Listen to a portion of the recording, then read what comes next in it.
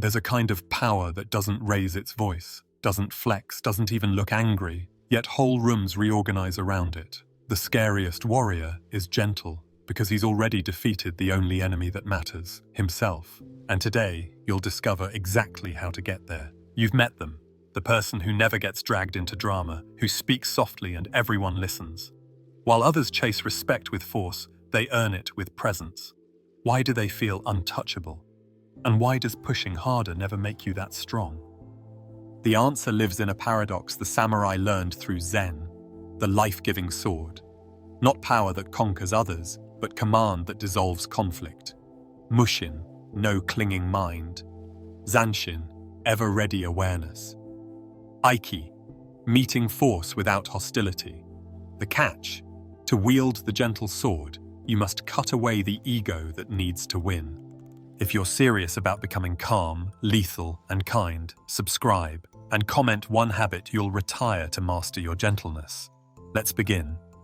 Kai believed power was volume, more hours, more weight on the bar, more sharp edges in his voice. In the gym, he trained like a storm, loud plates, clenched teeth, breath like a piston. At work, he treated every meeting as a duel.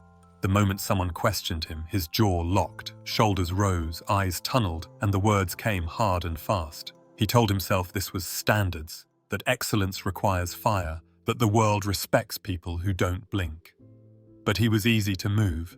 A late email had him pacing the kitchen at midnight, drafting reheated responses he'd never send. In traffic, one horn and his whole nervous system lit up. He called it drive, others called it volatility. The result was the same. Anyone who wanted to derail him just had to poke the bruise. He mistook the temporary power of intimidation for real influence. There was always debris after he won. Strained faces, tightened teams, a creeping fatigue in his own chest that felt like being pulled forward by a leash he could not see. The worst proof arrived in the ring. He loved sparring because it let him translate stress into movement, until he met someone who didn't play his game. Older, smaller, with a softness that felt like disrespect. They tapped gloves. Kai launched the fight the way he launched his life. Quick, aggressive, committed. The man didn't clash. He shifted. Kai's force kept missing, sliding past the target, as if the air itself had hands.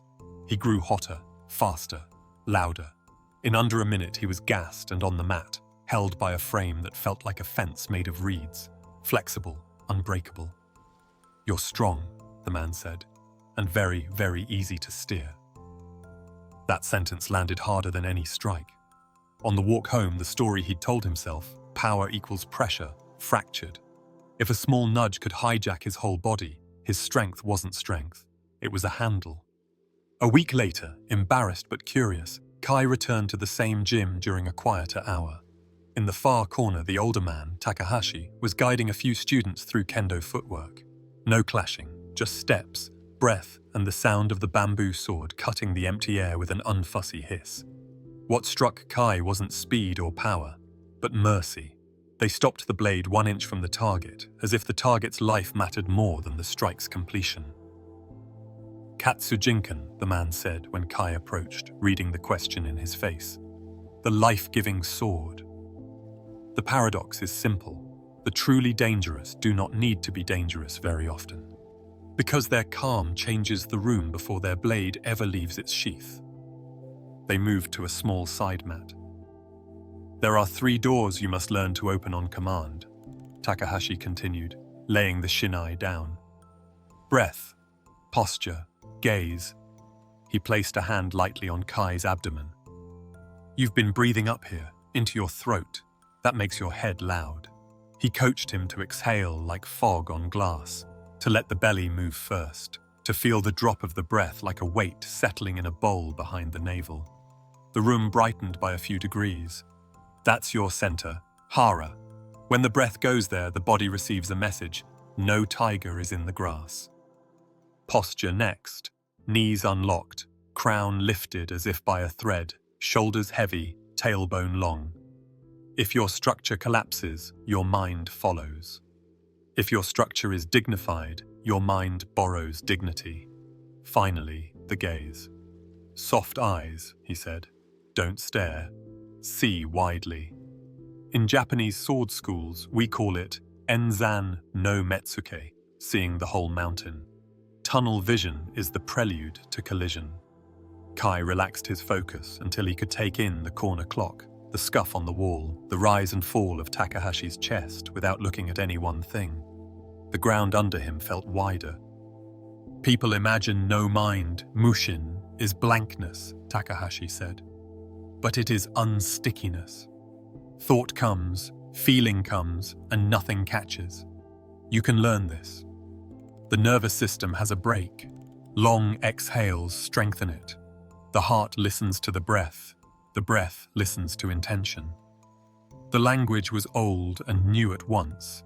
Zen and physiology shaking hands. Your problem isn't anger, he added. It's speed. The river floods and you try to build a dam with your hands. Slow the river. He taught Kai a simple cadence he could carry anywhere. Inhale through the nose for a slow count. Hold the shape of the ribcage lightly. Exhale longer than he inhaled. Pause empty for a heartbeat. 6 cycles and the buzz under his skin turned from static into warmth. Gentleness begins in the body, the teacher said, and it ends in the world. The first days gave him a strange kind of victory. He would arrive at a meeting and, before clicking join, run the cadence 3 times. In his chair he sat tall, knees unjammed under the desk, eyes soft enough to see the whole gallery instead of hunting faces for threat. When challenged, he lowered his voice by a half step and matched the pace of his breath to the pace of the room. It worked. People stopped interrupting. The edges of conversations rounded. In training, he found that if he exhaled and softened his gaze at the exact moment of contact, his timing improved. He felt openings instead of forcing them. For the first time in years, power and ease coexisted in his body. Then came the test, dressed like something small.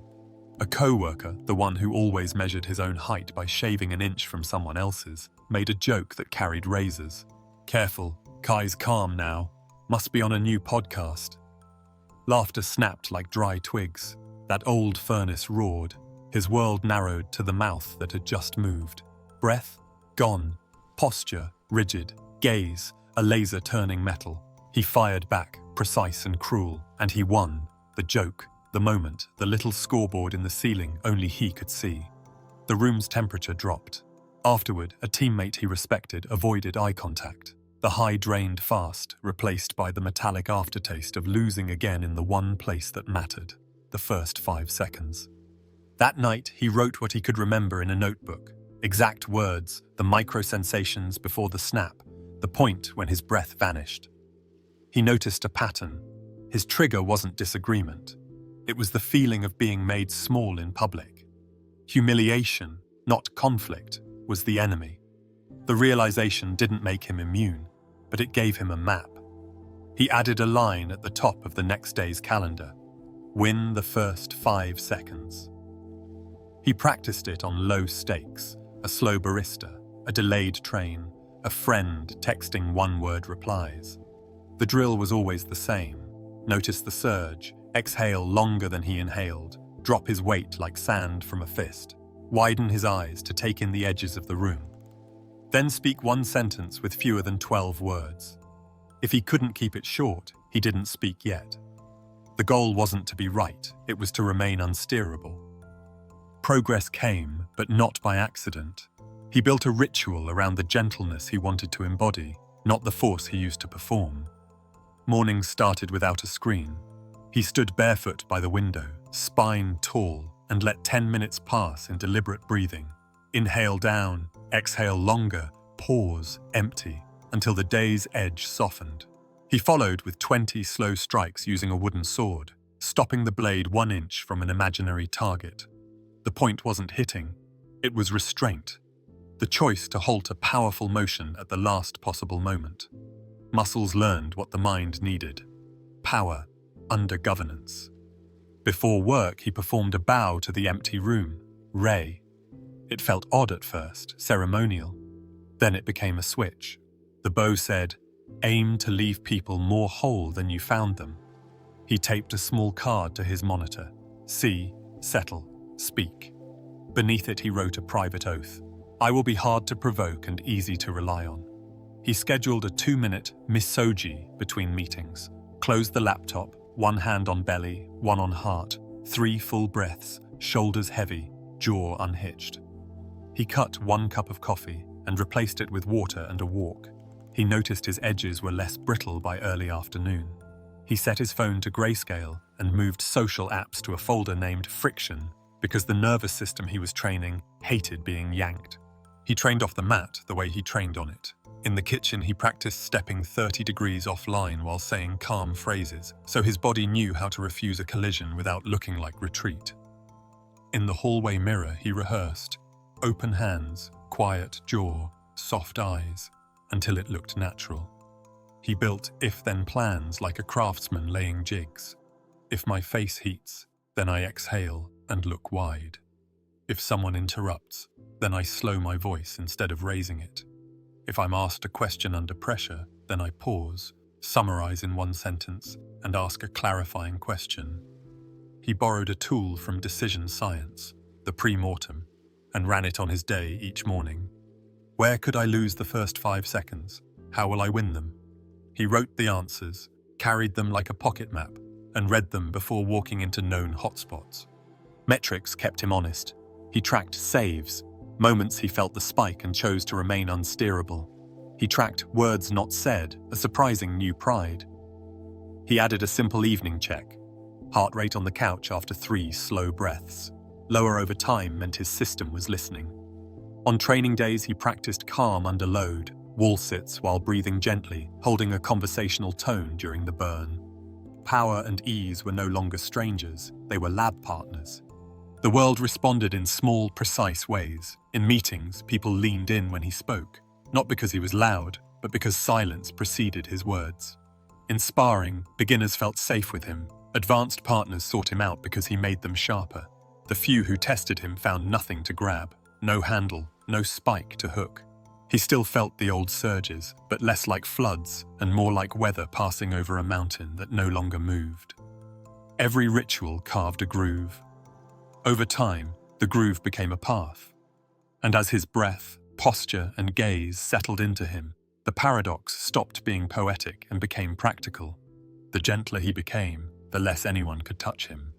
The corridor outside the glass-walled conference room held the leftover heat of an argument. Chairs still skewed, a whiteboard still bleeding arrows.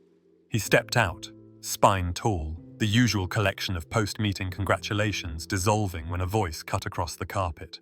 "Say that to my face, hero." The tone had that particular gleam, public, performative, hungry. Bodies drifted into a loose semicircle the way metal filings find a magnet. It would have taken nothing, 1 hard stare, a squared stance, for the scene to become the kind of story that gets traded for months. He felt the surge arrive like weather, heat under the cheekbones, a small tremor in the fingers, the throat tightening to push words out fast. That was the old river. The new ritual flicked on by itself. Unlock the knees. Let the jaw hang by a thread. Exhale until the breath became a soft hiss behind the teeth.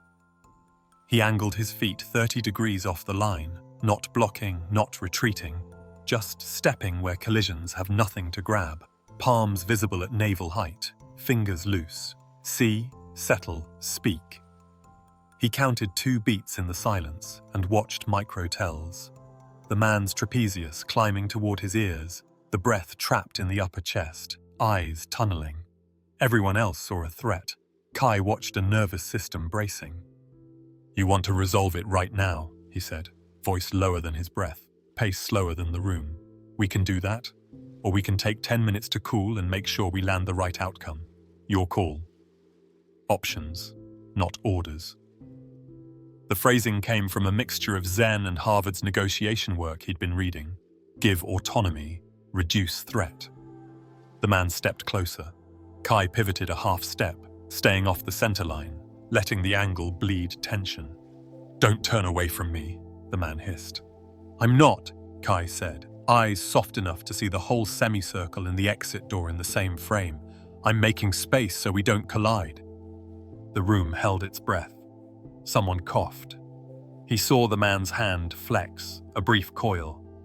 Kai moved on a whisper of timing, guiding the wrist past him with a touch that felt less like a block and more like offering a path that already existed. The body, given an easier option, often takes it.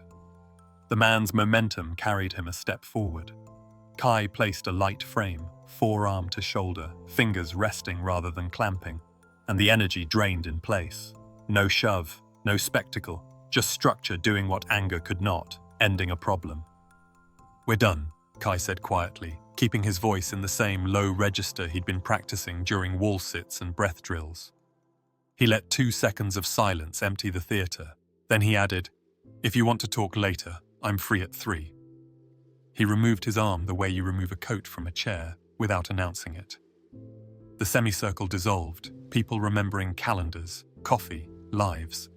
The hothead looked confused, as if he'd prepared for a different movie.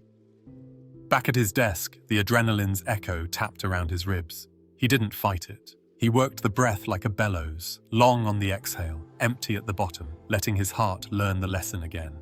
The tiger is not in the grass. A part of him, the old part, wanted the highlight reel, the crisp one-liner, the memory of a crowd. Another part, the one he'd been raising like a careful plant, felt pride of a different sort. There had been no debris. The universe, which loves a second exam, scheduled one for that evening. A friend he hadn't seen in months wanted to meet near the stadium. Game night turned the streets into a tide. On the walk back to the car, a drunk pair peeled off from a group, all posture and volume. "Hey, big guy," one said, palms out at chest level. "Got a problem with my face?" It was the kind of sentence built to force a script. He put a hand on his friend's elbow and tilted them toward open space, the same 30-degree habit transposed to asphalt. The friend muttered something tight and operatic. "We're not in their movie," Kai whispered, more to himself than to anyone. He set his feet so retreat and advance were both options. Breath down, eyes wide, streetlights, curb, the shadow of a bottle by a trash can, the way the man's weight shifted more to the outside edge of his shoes. He kept his hands visible. "Evening," he said like he meant it. "We're heading out." One of them paced closer and did the classic chest bump mime. He let the contact land on his forearm, rolled the touch away, and stepped offline, letting the man pass through empty space. The pair ended up slightly separated from each other, which faintly embarrassed them. "Come on," the less drunk one said to his friend. "They're not worth it." Options again, offered like a door left conveniently ajar. They took it. The world, once more, reassembled around quiet. He slept deep for the first time in a week. Not because he'd won, but because the part of him that loves to replay didn't have anything to feed on. The next morning, HR emailed to check in about an incident. There was footage. "Thank you for keeping it calm," the message said after they'd reviewed it. The words were professional, but the subtext was simple. You reduced risk. He didn't forward the note to anyone. It wasn't a trophy. It was a mirror, and for once, he liked what it reflected. When capability becomes character, the world shifts its posture around you without you lifting a finger. People started to look for him during tense moments, not to fight their battles, but to set the tone they could calibrate to. He noticed that the volume of his environment turned down faster now. The open office, the subway car, even the home he shared with his own thoughts. The rituals had deepened into reflexes. He no longer needed the sticky note to remember see, settle, speak. The sequence had become muscle memory, as available as a step or a blink. He also noticed his cravings changing. He didn't want to win arguments. He wanted to leave rooms in a better state than he found them. He didn't want to demonstrate power. He wanted to conserve it. He even changed the way he trained. Where he used to stack plates as if mass alone could certify courage, he began practicing timing under fatigue. Breath steady while the legs burned, voice level while the heart climbed, eyes soft while the body demanded a tunnel. On the mat, beginners left partnered rounds taller than they'd entered them. Advanced partners asked for him because he made their own timing cleaner. In life, his phone stayed face down more often. He noticed sparrows on the walk to work. Coffee tasted less like a weapon and more like a friend. Someone asked him, half joking, half serious, why he never seemed rattled anymore. He didn't tell them about vagal tone or mushin or the 10,000 tiny prescriptions he followed like prayer. He said, "I practice being unsteerable." The phrase floated for a second, the way good truths do, then sank into the person's day like a stone into a quiet lake. There was another shift, more private and radical. The leash, the unseen thing that had dragged him toward proving himself, toward performing for a scoreboard no one else could see, had frayed to a few threads. Some mornings he ran his hand through the air where it used to be and felt the ghost of it, then nothing. The relief was quiet and complete. He stopped scanning for disrespect because he had nothing that required constant defense. The paradox announced itself with a small smile as he tied his shoes one day. The less he needed to be dangerous, the less anyone dared to test whether he was. He began, almost accidentally, to teach. A younger teammate, quick, brilliant, temper like a struck match, found him after a meeting and stood there a little too long. "I keep messing it up," the kid said, eyes hard with shame. "I don't want to be this way." Kai didn't give a speech. He handed over a pocket-sized card he had started carrying for himself and hadn't needed much lately. On one side, win the first 5 seconds. On the other, 3 lines. Breath, exhale longer than you inhale. Posture, unlock knees, lift crown. Gaze, see the edges of the room. He explained nothing fancy, just enough for the kid to try it this afternoon, not next month. They met the next morning for 5 minutes in a quiet corner. "Report," Kai said, like a coach asking for reps. The kid had 3 saves and 1 spectacular loss. They examined the loss the way a scientist examines an interesting failure, without moralizing, with curiosity. "Humiliation is your trigger," Kai said gently, recognizing his old ghost. "Name it before it names you." He built an on-ramp that anyone could drive, a daily 2-minute misogi between meetings, a 1-sentence rule under fire, a practice of stopping motions at the last inch to train restraint, a simple offline step drill you could rehearse in a hallway when no one was watching. He borrowed a whiteboard and sketched the nervous system as a ladder, shut down at the bottom, fight/flight in the middle, social engagement at the top, and explained the vagal break like a hand on that ladder's rungs. Not a lecture, a map. He asked the few who came to keep a saves log and a words unsaid count. Most found the second more interesting. He kept the oath short enough to remember, serious enough to mean. "I will win the first 5 seconds. I will keep breath, posture, gaze. I will aim for the life-giving outcome. I will be hard to provoke and easy to rely on." They said it quietly at the end of their tiny sessions, not as performance, but as orientation, eyes soft, hands open. He never called it a class. He refused any title that smelled like guru. He just showed up, again and again, until other people began to show up without him. One evening, months later, he found himself back on the side mat with Takahashi. The older man set a wooden sword across his palms the way a priest might place a book. "You carry it in your body now," the teacher said. "Time to give it away." They bowed. He thought of the hallway confrontation, the stadium spillover, the heart that no longer sprinted at shadows.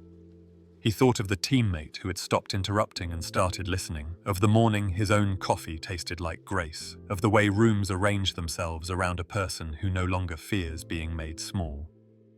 The life-giving sword doesn't glitter. It doesn't ask for applause. It is a breath you can take when it matters, a step to the side that no one sees, a hand you don't have to raise because your presence has already chosen the outcome. The scariest warrior is gentle not because he has no teeth, but because the teeth answer to something wiser than hunger. And when you live that way long enough, you stop trying to be untouchable. You simply become someone nothing can hold. Thank you for sharing your time and attention with me. If this changed how you see strength, even a little, subscribe so we can keep building this kind of quiet power together. If someone you care about is fighting battles the loud way, send them this. Save the video and revisit it when your pulse is high. Let it reset you in real time. Remember, you don't need to be loud to be untouchable. Breathe low, stand tall, see wide, be hard to provoke and easy to rely on. The scariest warrior is gentle because nothing outside can command the one who commands himself. I'll see you in the next one.